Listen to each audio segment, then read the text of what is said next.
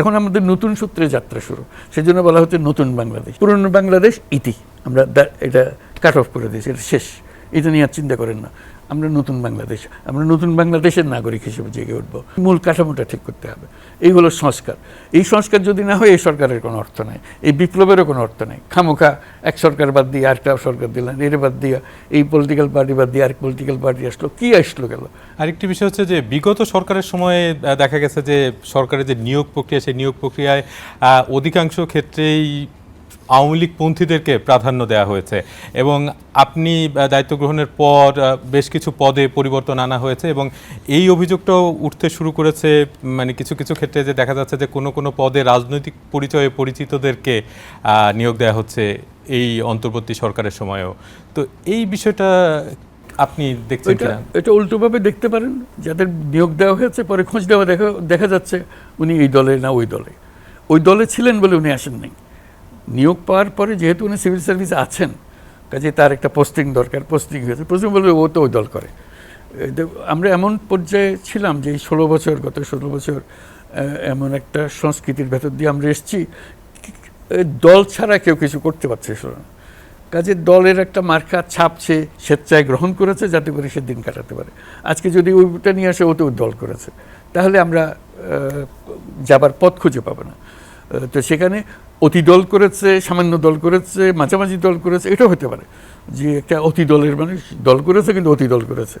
তো সেটা যাতে আমাদের না আসে। আর যদি নিম দল করেছে, ও বেচারা কাজ করতেছিল, তার ওই পরিচয় না হলে সে পারতেছিল না, তাকে চাকরিতে বরখাস্ত করে দিচ্ছে, অনেকে বরখাস্ত হয়ে আছে।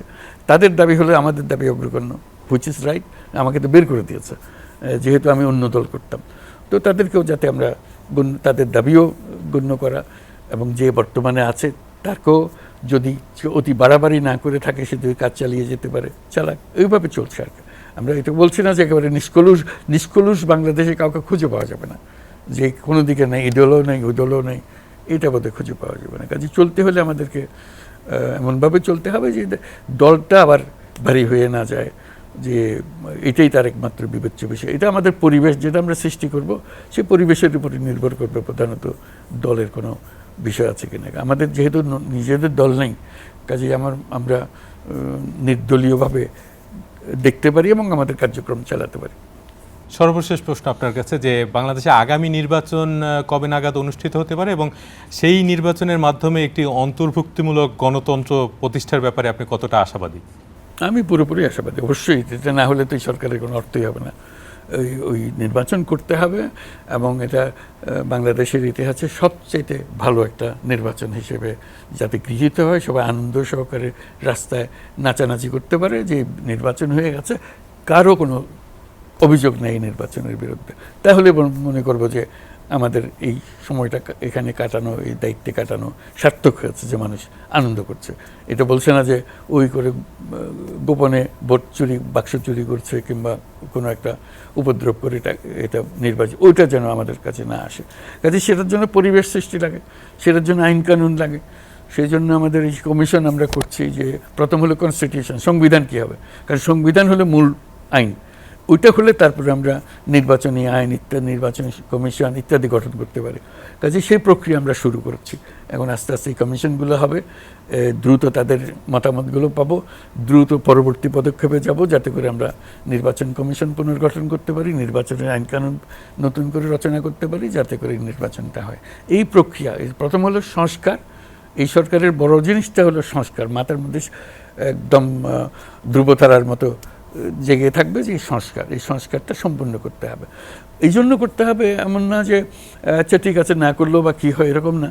কারণ আমরা আমাদের জাতীয় জীবনে বোধহয় একমাত্র সুযোগ পেলাম, এই সুযোগ আর জীবনে ফিরে আসবে না, যে এই পরিস্থিতিতে এইভাবে হয়েছে, এবং যাতে না হয় সেটারই আমাদের চেষ্টা, যে কোলাপস করে না যায়, আমাদের সব কিছু কোলাপস করে গেল, ওইটা যেন না হয়। যে আমরা এই যে সরকার নির্বাচনের মাধ্যমে আসবে, সেটা একটা কন্টিনিউয়ামের মধ্যে দিয়ে চলবে। এটা একটার পর একটা নির্বাচন হবে, আসবে যাবে ইত্যাদি। হঠাৎ করে সব কিছু জিরোতে গিয়ে পৌঁছবে না, যে আবার নতুন সূত্রে আবার সব কিছু।